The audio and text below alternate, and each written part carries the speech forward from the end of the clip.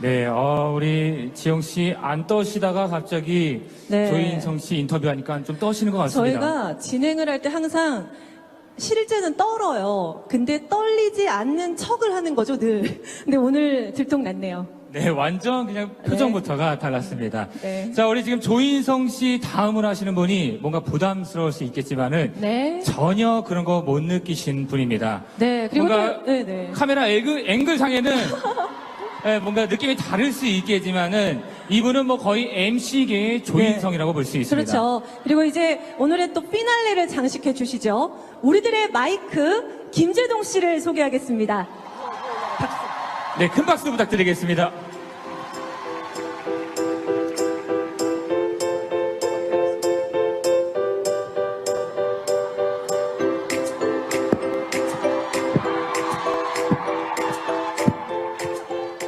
반갑습니다.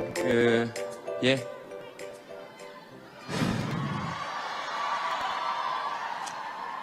잘생겼다 이런 말 함부로 하지 마세요. 기분 별로 안 좋으니까. 이게, 인성 씨 잘 봤죠? 네. 기분이 저거저거 한데요.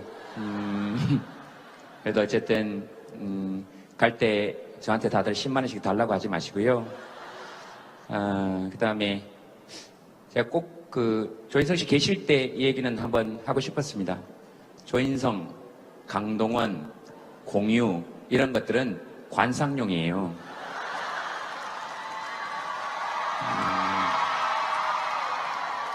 그렇죠. 이렇게 보는 거예요. 그냥 이렇게 보는 거예요. 그러니까 그릇으로 치면 고려 청자 같은 거예요. 저런 게 집에 있으면 힘듭니다. 힘들어요. 그러니까 그릇은 저처럼 적당히 깨지는 게 좋아요. 그리고 깨지면 갈 수 있고 이렇게 좋습니다. 물론 이런 얘기를 하면서도 저도 저렇게 되고 싶죠.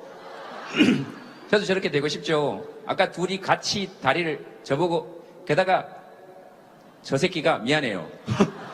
게다가 저 인간이 친절하고 착하기까지 합니다. 저한테 형 다리 아프지? 다리 뻗어. 그래서 둘이 같이 뻗고 있었는데요. 안 뻗은 듯 했어요. 그래서 뻗지 못했습니다. 그래서 상대를 배려하지 않는 친절은 친절이 아니다 하는 말씀을 수많은 사람들 앞에서 조인성 씨께 꼭 다시 한번 드리고 싶습니다. 너는 나한테 다리를 뻗으라고 얘기할 자격이 없다. 자, 그러면 오늘 다 한번 종합해 보겠습니다. 법륜 스님도 말씀하셨고 박원순 시장도 말씀하셨고 또 조인성 씨도 말씀하셨죠. 자기를 사랑하자 이런 거 아닙니까? 자기를 사랑하자. 근데 이게 쉬우냐? 안 쉽습니다. 논리적 근거가 있어야 될 거 아니에요. 제가 저렇게 키 큰 거 옆에서 170인 저를 사랑하기가 쉬우냐? 쉽지 않아요. 다리를 뻗었는데 방석이 닿지 않아요. 예? 쉽지 않죠. 그러나 저는 이 말씀만큼은 꼭 드리고 싶습니다. 오늘 조인성 씨 잘 왔습니다. 제가 이 말씀을 꼭 드리고 싶었던 이유는 우리는 원래 세상에 정상과 비정상은 없는 것이죠. 태어난 그대로 사는 거죠. 저는 조인성 옆에 서면 작지만 하 옆에 서면 크죠. 그러면 저는 작냐 크냐 이 말이에요. 아니에요. 이것들 둘 다 없으면 전 그냥 저예요. 이럴 때 사랑할 수 있어요. 그래서 저는 저를 사랑하는 방법이 저런 것들하고 자주 만나지 않는 거예요. 그냥 있는 거예요. 그래서 저런 것들은 관상용입니다. 저는 그렇게 생각해요. 이의가 있으면 언제든지 얘기하세요. 그 다음 키 크고 눈 큰 것들은 이 나라 이민족에게 기여한 것이 아무것도 없습니다. 우리는 조인성 씨 지금 고구려 영화 찍고 있다 그랬죠. 아마 안신성조 양만춘 역할인 것 같습니다. 당태종의 눈을 화살로 뚫은 사람이죠. 우리나라보다 중국의 역사가 더 많이 남아있는 인물입니다. 고구려가 위대하지 않아서 그런 것이 아니고 고구려가 패망했기 때문에 우리의 역사에 아직 많이 남아있지 않은 것이죠. 그런 것이 영화로 남아있는 것은 굉장히 좋고 안시성조 양만춘으로서 조인성 씨가 캐스팅된 데에 대해서 저는 아무런 불만이 없지만 그러나 우리 민족은 고구려 기마 민족의 후예예요. 키 큰 것들은 말을 타고 달리면서 전쟁을 하기가 힘듭니다. 계속 다리가 땅에 끌리는데 누가 이 땅을 지켰느냐? 저같이 170 이하의 단신들이 말등 위에서 계속 달렸다 이 말입니다. 그리고 눈이 큰 것들은 말을 타고 달리면서 전쟁을 할 수가 없습니다. 계속 눈에 뭐가 들어오는데 저 같은 애들이 계속 앞을 바라보면서 계속 말을 타고 달리면서 이렇게 이 나라 이민족을 지켜냈어요.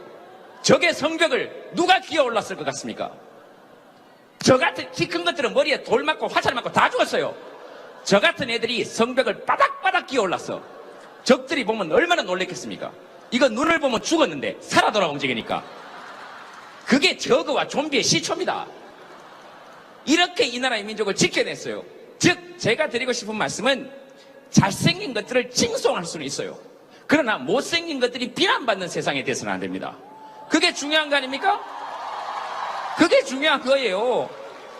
그리고 여기에도 뭐예요? 또 조인성 비쳤습니까? 집에 어쨌든 그런데 정말로 잘생긴 것들이 칭송받을 수는 있지. 그러나 못생긴 것들이 비난받아서는 안 되는 것이죠. 그러니까 상한선과 하한선이 있는 세계를 만들어내는 것, 상한선과 하한선이 있는 대한민국을 만들어내는 것이 우리의 목표가 되어야 한다고 저는 생각합니다. 왜냐하면 우리 대한민국 헌법 제11조에 11조 1항 모든 국민은 법 앞에 평등하다. 대한민국 헌법 제11조 2항 대한민국에서는 어떠한 형태로도 특수계급의 제도는 인정되지 아니하고 어떠한 형태로도 이를 창설할 수 없으며 성별, 종교, 사회적 신분 등에 의하여 정치, 사회, 종교, 문화 어떠한 영역에 있어서도 부당한 차별을 받지 아니한다. 이게 우리의 헌법입니다. 그러면 차별은 안 받아야 될 거 아닙니까?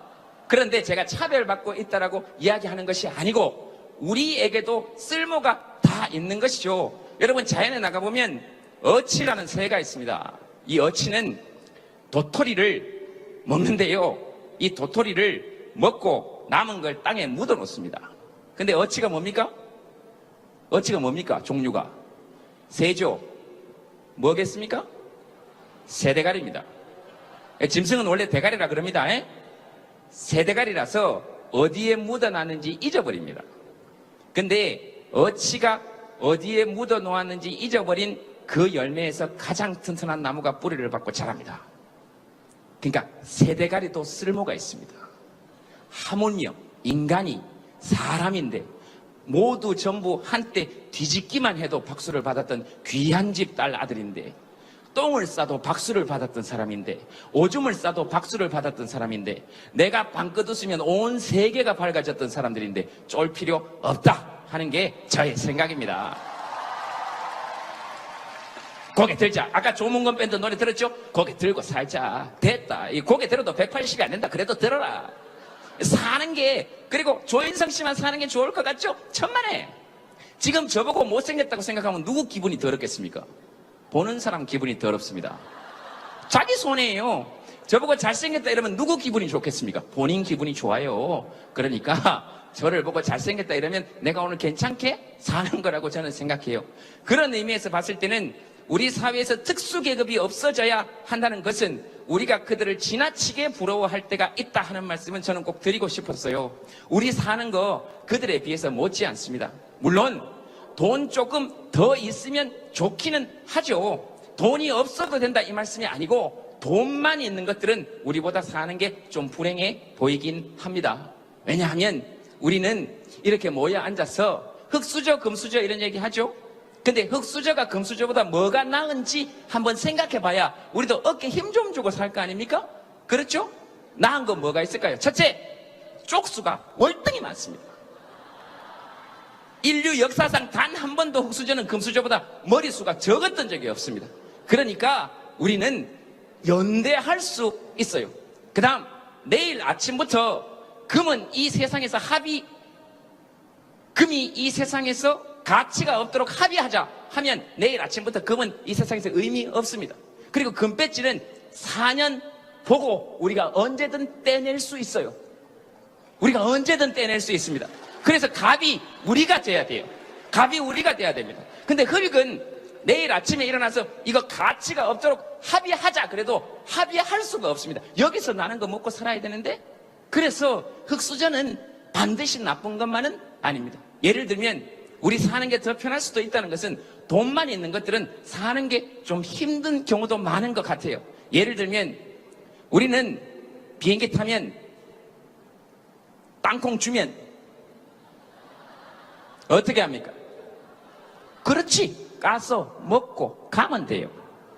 자면 됩니다.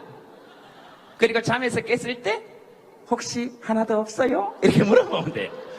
없다 그러면 알았어요? 그럼 가면 돼요. 편하죠. 근데 이게 돈만 있는 것들은 사람을 남의 집 귀한 딸 아들로 대우하지 아니하고 자기의 종속물로 보는 사람은, 그리고 우리는 인격을 제공한 적이 없다는 사실을 모르는 사람들은, 우리는 노동력을 제공할 뿐이지 인격을 제공한 적이 없다는 것을 모르는 사람들은, 그러니까 돈만 있고 인간을 모르는 것들은 살기가 좀 힘이 든 것 같습니다. 이것들은 땅콩을 주면 까달라 그래야 됩니다. 안 까면 무릎을 꿇으라 그래야 됩니다. 무릎을 안 꿇으면 비행기를 돌려야 됩니다. 사는 게 힘듭니다. 사는 게 힘들어요. 그냥 우리처럼 이렇게 살면 돼요. 그 다음에 높은 것들은 뭘 깔아줘야 나옵니다. 우리는 그냥 걸어오면 되잖아요. 그죠? 그래서 여러분, 아이들이 높은 사람이 되겠다, 그러니까 높은 사람, 낮은 사람이, 이것도 바꿔야 되지만 도대체 어떤 게 고학력입니까? 아이들이 좋은 대학에 가겠다 그러면 걱정하셔야 됩니다. 니는 네 새끼 아니니까 그런 소리 하지, 이렇게 생각할 수 있어요. 맞아요. 저는 내 새끼 아니니까. 내 새끼 아닌 새끼는 대부분 그냥 귀엽기만 합니다. 희한하죠? 남의 집 새끼는 괜찮아 보이고, 그리고 저는 다 남의 집 새끼니까 귀여워 보입니다. 우리 동네 애들 입댈 거 한 개도 없습니다. 제가 봤을 때 2014년 4월 16일 이후로는 애들한테 단 한마디도 안 합니다. 저는 그냥 거기 있으면 된다. 예전에 우리 동네에서 담배 피우던 애들 4명 있어가지고 맨날 뭐라 그러다가 이제 안 뭐라 그럽니다. 같이 가서 피웁니다. 제가 솔직하게 얘기 드릴게요. 같이 피웁니다. 담배값이 올라서 제가 사주질 못하고 얻어 피웁니다. 그 몸에 나쁜 거니까 내가 피워야 될 거 아닙니까? 전 그게 어른의 자세라고 생각합니다. 에이, 담배 하나 줘. 맨날 끊으라고 말만 하면 뭐예요? 내가 뺏어 피워야지.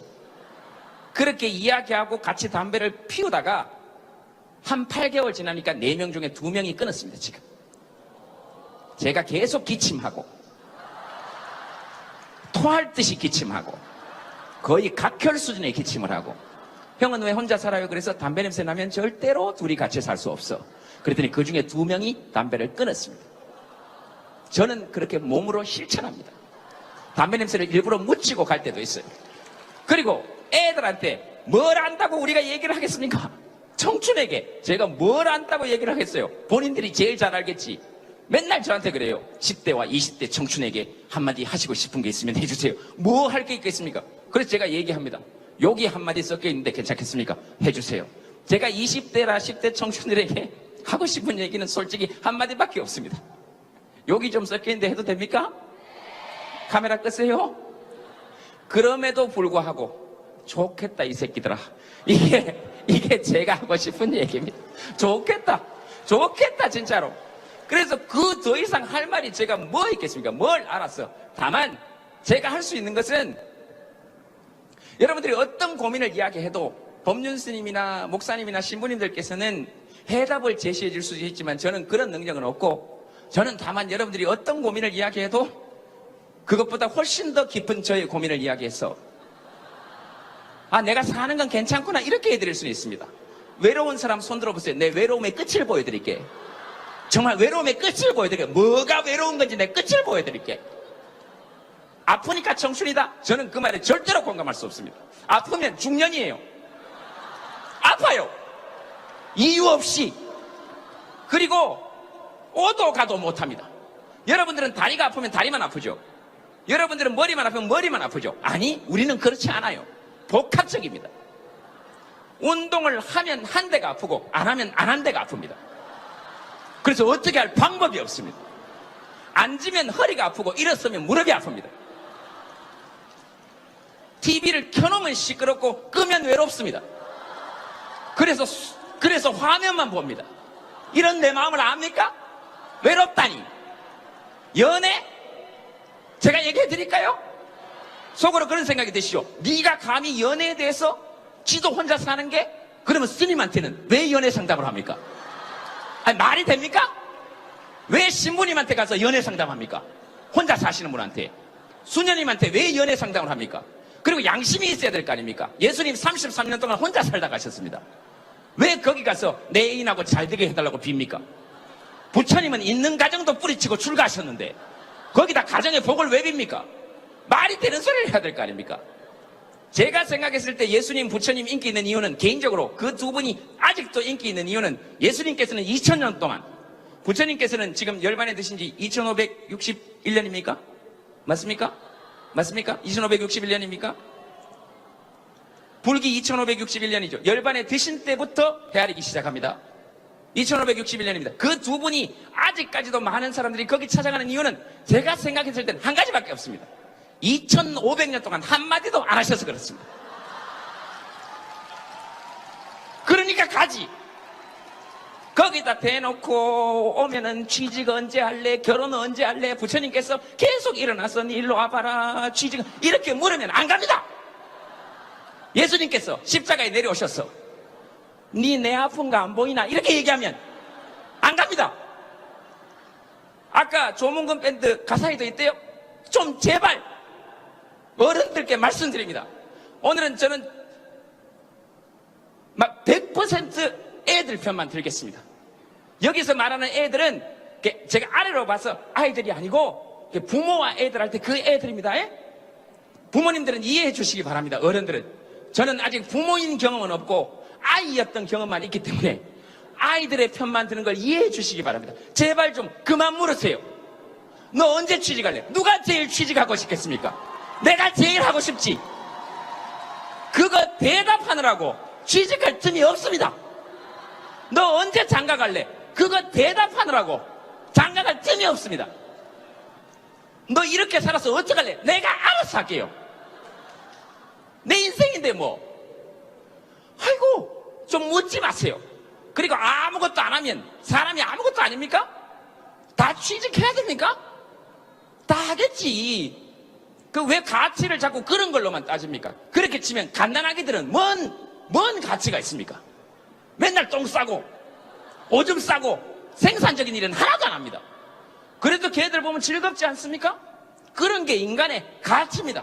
보편적 가치, 핵심적 가치, 아무것도 하지 않아도 인간 본연으로서 누릴 수 있는 가치. 대한민국 헌법 제10조 모든 국민은 인간으로서의 존엄과 가치를 지니고 행복을 추구할 권리를 가지며 국가는 개인이 가지는 불가침의 기본적 인권을 확인하고 이를 보장하는 의무를 진다.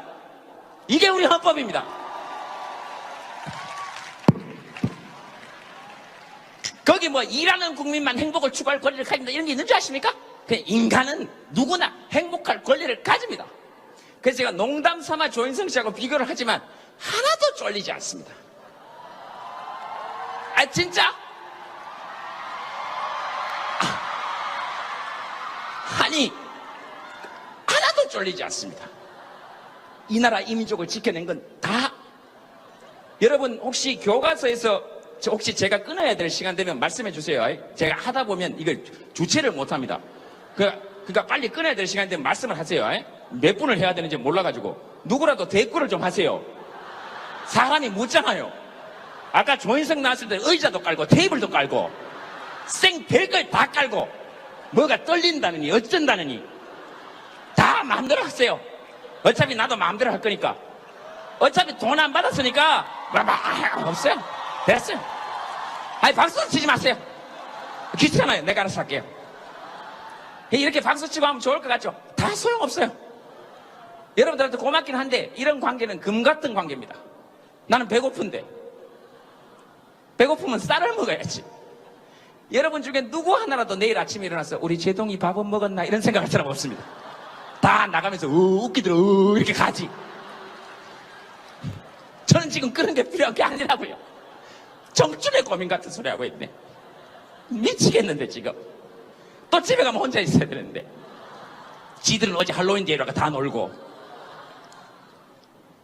그러니까 이 나라 이 민족을 지켜온 사람들은 다 우리 같은 사람들입니다. 여기서는 외모도 포함되고 그 다음에 학력도 포함되고 흔히 높다라고 얘기하는 사람들은 높다라고 얘기하는 사람들은 이 나라 이민족을 위해서 한 게 없습니다. 다 우리가 한 겁니다. 인진들한테 선조는 도망을 쳐갈 때도 가마를 쳐 타고 도망을 갔습니다. 이것들은 그래서 거기 기록을 보면 선조가 이렇게 이야기합니다. 이 나라 백성은 도의도 없다. 어찌 왕이 흙탕물을 건너 피신을 가는데 단 한 명도 엎드려 마른 땅을 만들지 않는단 말인가. 이따위 얘기를 합니다. 그리고 왕이 가마를 쳐 타고 도망갈 때 이 나라를 다 누가 지킨 것 같습니까? 우리가 다 지켰습니다. 많이 배운 것들이라고 이야기하는 사람들이 전부 다 일제에 굽신거릴 때 누가 이 나라를 지킨 것 같습니까? 여러분 교과서에 흑백 사진으로 나오는 의병 사진 본 적 있습니까? 구한반 의병 사진 다 이렇게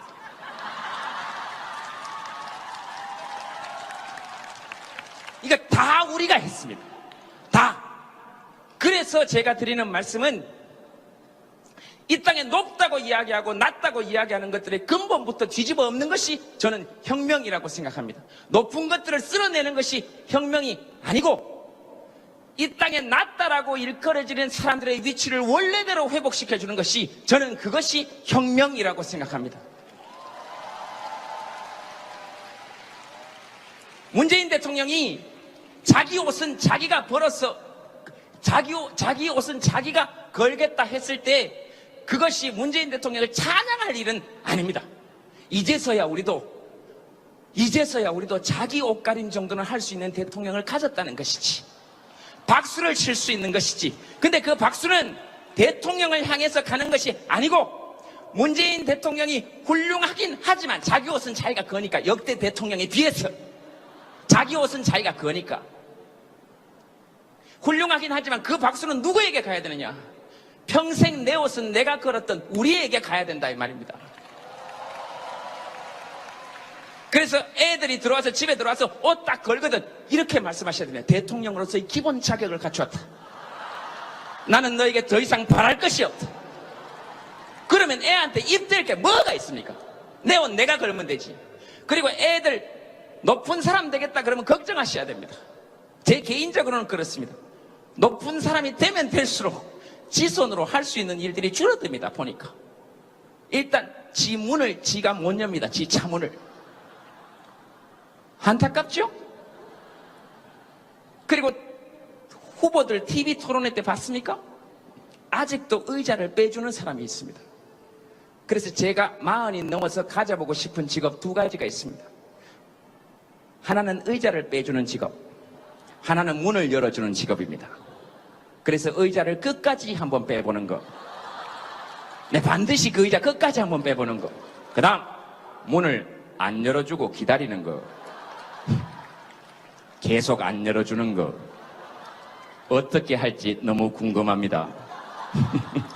문을 조금 열고 열어줘 이렇게 할 건지 생각만 해도 너무 즐겁습니다. 스님께서 좋아하는 일을 하라 그러셨으니까 저는 좋아하는 일을 할 겁니다. 그게 돈이 안 되더라도 의자를 반드시 끝까지 빼주는 거, 문을 안 열어주고 계속 기다리는 거, 그리고 그런 그들을 보며 진짜 높은 사람은 그들이 아니라 언제든 지하철 투도 문이 우리를 위해서 자동으로 열리는 우리들에게 자부심을 가지는 거, 벨만 누르면 버스 뒷문이 알아서 열리는 데 대해서 자부심을 가지는 거, 아, 우리가 진짜 높은 사람이구나. 근데 가만히 있어봐. 지옥철이나 지하철 이런 데서 너무 끼일 때는 어떻게 하지? 그럴 때는 웃으세요. 제 말을 듣고.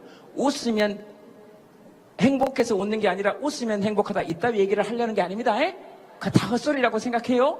그러나 웃으면 기본적으로 조금 좋은 일은 생깁니다. 지하철에서 너무 끼일 때, 맞다, 김재동아 씨가 웃으라 그랬지, 한번 웃어보세요. 너무 끼일 때 여기가 지옥이지 딴 데가 지옥이야 이런 생각이 들 때 웃으세요. 굉장히 넓게 가실 수 있습니다. 진짜 넓게 갈 수 있습니다. 앉아가고 싶을 때는 앉아있는 사람한테 가서 웃으면 됩니다. 거기 앉으면 돼요. 누워가고 싶을 때는 앉아서 양쪽을 보고 웃으시면 돼요. 다 떠나면 누워가면 됩니다. 아침에 똑같은 시간에서 똑같은 번호의 버스에서 그걸 일주일만 하시면 그 버스를 혼자 타고 다니실 수도 있습니다. 이런 많은 방법들이 우리에게는 있어요. 그러니까 우리 스스로에 대한 자부심은 그런 데서 나온다고 생각합니다. 정치인을 풍자하는 데서 끝내는 것이 아니고 반드시 높은 투표율을 기록해서 주인이 누구인지를 알려주는 것.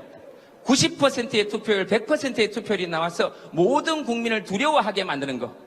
된 사람은 다음에 또 돌려고 노력하게 만드는 것. 떨어진 사람은 간당간당하게 떨어져서 다음에 되려고 노력하게 만드는 것. 그래서 임명권자에게 또는 공천권자에게 충성하는 것이 아니라 자기들의 주인인 시민들에게 충성할 수 있도록 정쟁의 장을 열어주는 것. 저는 그것이 진짜 정치에 대해서 우리가 가져야 될 자세라고 생각합니다.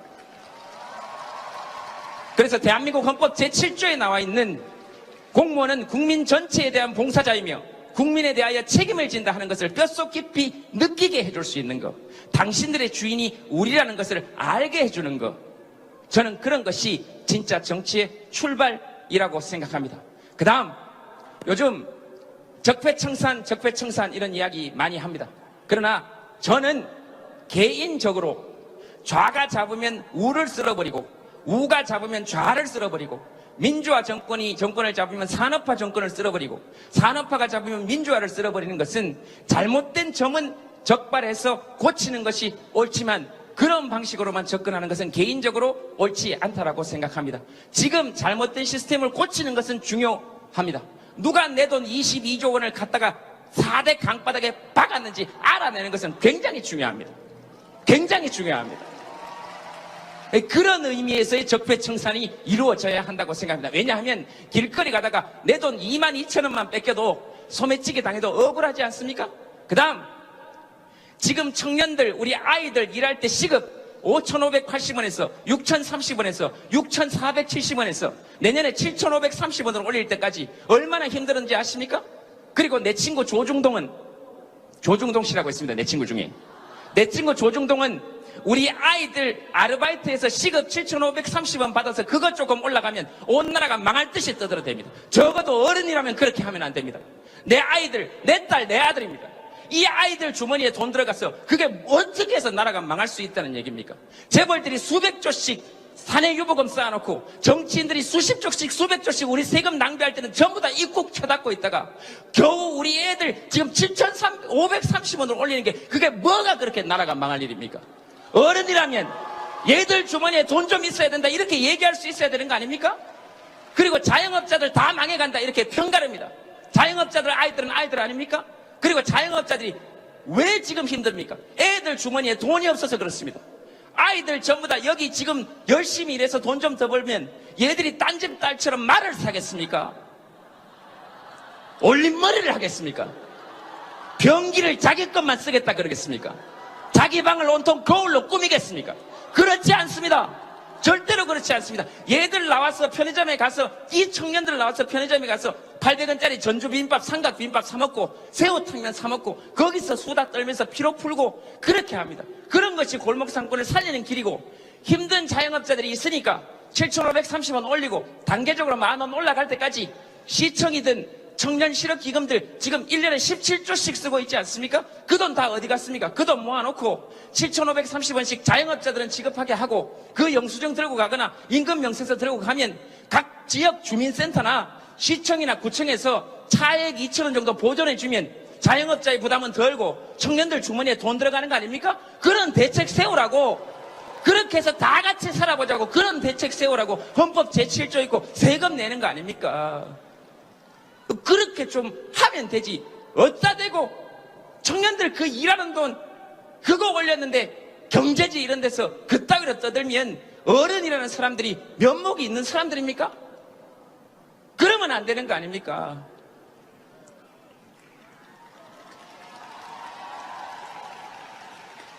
그래서 제가 생각하는 진짜 적폐청산은 잘못된 과거의 일, 과거 정권의 일을 밝혀내는 것도 물론 중요한 것이고 밝혀내야죠. 우리 세금 22조 가져가서 강 바닥에 처박아 넣었으면 물어봐야 될 거 아닙니까? 너 그 돈으로 뭐 했니? 그랬더니 로봇 물고기 만들었습니다. 지금 고장나서 쓰지도 못합니다. 제가 밑에 댓글 달았습니다. 물에서 죽은 최초의 물고기다. 우리 돈 가지고 가서. 그러면 그런 거 물어서 밝혀내야 될 거 아닙니까? 그래야 전두환 같이 자기 나라 국민을 총칼로 찔러 죽인 사람들을 밝혀내야 내 아들 내 딸이 사는 세상에서는 감히 공무원 따위가, 감히 국가의 녹을 세금을 받는, 우리 돈을 받는 대통령 따위가 자기 나라 국민을 총칼로 찔러 죽이는 일이 우리 자식 세대에서는 일어나서는 안 되는 거 아닙니까? 그러니까 밝혀내야죠. 그리고 우리 애들 딸들 돈 함부로 가져다가 지 돈처럼 쓰면 안 되는 거 아닙니까? 강도가 들면, 강도야 하면 인근의 집에서 불만 밝혀져도 그 강도가 도망간다 그러지 않습니까? 그래서 함께 지켜봐야 됩니다. 우리 돈 어디에 쓰는지. 그래서 어두운 곳에, 이곳에 이 22조나 더 되는 돈을 싸그리 다 지 돈처럼 쓴 사람이 있다면 이곳에 명명백백하게 불을 밝혀야 됩니다. 이곳에 명명백백하게 불을 밝혀야 됩니다. 합치면 이곳에 명명백백하게 밝혀야 된다 하면 어쨌든 그렇게 나오는 건데요. 그런 것들을 알아냄과 동시에 제가 생각하는 큰 적폐청산은 40대 이상의 어른들이 10대와 20대, 30대가 살아갈 세상에 우리가 혹시라도 장애물을 만들어 놓았다면 그것을 걷어주고 가는 것이 진짜 적폐청산이라고 생각합니다. 산업화의 공을 이루신 60대, 70대, 80대 아버님, 어머님들과 함께 손잡고 민주화의 공을 이루어낸 50대, 60대, 40대까지 함께 손잡고 산업화 세대와 민주화 세대를 이루어낸 세대적 자부심을 가지고 대신 그 과정 속에서 10대와 20대가 겪어야 될 장애물들이 있다면 싸울 것이 아니고 함께 손잡고 그들의 장애물을 걷어내 주어야 합니다. 그 중에 제일 큰 것이 이 땅에 사는 사람들에게 10대와 20대에게 가장 큰 것으로 해놓은 것이 지금 분단입니다. 40대 어른들은 지금 좌우 진보 보수를 막론하고 이 땅에 사는 10대와 20대들은 더 이상 분단이라는 장애물에 갇혀 살지 않도록 함께 노력해 주어야 그것이 저는 진짜 적폐청산이라고 생각합니다. 그래 주어야 합니다. 그래서 지금의 10대, 20대, 지금 5살, 6살 되는 아이들은 수학여행 갈 때 기차 잡아타고 서울에서 잡아타고 부산에서 잡아타고 대구에서 잡아타고 대전에서 잡아타고 광주에서 잡아타고 평양 거쳐서 블라디보스토크 거쳐서 포르투갈의 리스본까지 수학여행 갈 수 있는 통일 한국 시대의 기반을 닦아주는 것이 40대 이상의 어른들이 이들을 위해서 해줄 수 있는 일입니다. 저는 그것이 진짜 적폐청산이라고 생각합니다. 그렇게 해줍시다. 그리고 지금의 20대들이 환갑잔치를 할 때는 금강산 가든이 아니라 금강산에서 할 수 있도록 그런 시대를 열어주는 것이 압록강 바라보면서 대동강 맥주를 여기서 서울에서 마시는 것이 아니라 수 틀리면 서울에서 택시 딱 잡고 대동강 갑시다 해서 대동강을 바라보면서 맥주를 마실 수 있는 시대의 기틀을 닦아주는 것이, 그래서 산업화 시대, 민주화 시대가 어른들이 함께 손잡고 지금의 10대, 20대가 통일 세대가 될 수 있도록 한반도에서 가장 큰 일을 이루어낸 맨날 움츠려 있는 청년이 아니라 대륙을 향해서 발판을 닦아낸 통일 대한민국의 기초를 닦아낸 통일 신라 시대 이후 가장 넓은 영토를 가진 한반도의 최초의 나라, 지금까지는 단군의 고조선, 해모수의 부여, 주몽의 고구려, 온조의 백제, 김수로의 가야, 박혁거세의 신라, 대조영의 발해, 왕건의 고려, 이성계의 조선, 고종의 대한제국이었지만 1948년 7월 12일 이후로는 대한국민의 대한민국이기 때문에 이들이 최초로 한반도에 대한국민의 통일 대한민국을 열어낼 수 있도록 함께 힘을 모아서 이들은 전쟁의 위협이 없는 세상에서 살 수 있도록 뜻을 모아서 40대 이상의 어른들이 뜻을 모아야 이들이 사는 세상의 장애물을 걷어낼 수 있다고 생각합니다. 저는 그것이 진짜 적폐청산이라고 생각합니다. 저는 그렇게 생각합니다. 시간이 제가 쓸 수 있는 시간이 거의 다 된 것 같습니다. 끝내야 됩니다. 이제 뭐 이런 소리 하지 마세요. 끝내야 됩니다. 자, 그래서 제가 여러분들께 마지막으로 드리고 싶은 말씀은 아까 말씀드렸죠? 저는 쌀 같은 관계가 없습니다. 그래서 저는 앞으로 연애를 하는 것에 집중할 생각입니다. 다시는 뭐 이런 큰 자리에 모여가지고 뭐 통일, 정치 이런 얘기 저도 별로 하고 싶지 않아요. 그래서 여러분들이 이제 대신 해주셔야 됩니다. 아까도 말씀드린 것처럼 여러분들의 대한민국이기 때문에 북한 정권은 믿다 하더라도 이 땅에 한반도의 평화를 정착시키는 일은 여러분들이 해주셔야 됩니다. 11월 5일이죠, 스님? 11월 5일입니까? 세종문화회관 앞에 2시 전쟁 반대를 위한 평화실천 시민연대 맞습니까? 뭐 제목을 조금 틀렸을 수 있지만 그 장소에 청년 여러분들도 함께 모이셔서 이 땅에 전쟁이 일어난다 하더라도 우리 국민의 동의 없이는 절대로 안 된다는 것을 전 세계에 선언해 주시기 바랍니다. 그래야 우리 아이들이 사는 세상에서는, 여러분들이 사는 세상에서는, 그리고 제가 심정 같아서는 그런 선언하고 싶어요. 전쟁할 거면 40대 이상만 참전하자. 그리고 10대, 20대 안 그래도 나라를 위해서 싸우겠지만 이 땅에 전쟁이 일어날 때 가장 먼저 하는 것이 미군 가족들을 피신시키는 거 아닙니까? 왜 우리 가족들에게 그 정도 혜택과 대우 해줄 수 없단 말입니까? 혼자 사는 40대 이상의 남자들만 전쟁에 참전합시다. 강력히 제안합니다. 만약에 그게 아니라면 이 땅에 반드시 평화가 실천되어야 합니다. 그리고 전쟁을 시작하려면 반드시 국회의원들을 최일선에 세웁시다. 전쟁을 주장했던 사람들부터. 싸움 하나는 잘하니까 이기겠지. 그래서 제가 이 말씀을 여러분들께 드리는 이유는 이제 저는 연애에 집중할 테니 주인인 20대 청년들이 함께 나서달라. 그리고 40대 이상의 어른들은 싸움을 좀 멈추고 이제 아이들을 위한 장애물을 걷어내는 작업에 돌입했으면 좋겠다 하는 것이 저의 생각입니다. 여러분들이 하셔야 됩니다. 왜냐하면 우리 헌법에 그렇게 되어 있습니다. 유구한 역사와 전통에 빛나는 우리 대한국민은 3.1운동으로 건립된 대한민국 임시정부의 법통과 불의에 한거한 4.19 민주이념을 계승하여 조국의 민주개혁과 평화적 통일의 사명에 입각하여 정의 인도와 동포로서 민족의 단계를 더욱 공고히 하고 자율과 조화를 바탕으로 자유민주적 기본질서를 더욱 확고히 하여 정치, 경제, 사회, 문화 모든 영역에 있어서 각인의 기회를 균등히 하고 능력을 최고도로 발휘하게 하며 자유와 권리에 따르는 책임과 의무를 완수하게 하여 안으로는 국민 생활의 균등한 향상을 기하고 밖으로는 항구적인 세계 평화와 인류 공영에 이바지함으로써 우리들과 우리들의 자손들의 안정과 자유와 행복을 영원히 확보할 것을 다짐하며 1948년 7월 12일에 제정하고 8차에 걸쳐 개정된 헌법을 국회 의결을 거쳐 국민 투표에 의하여 개정한다. 이게 우리 헌법 전문입니다.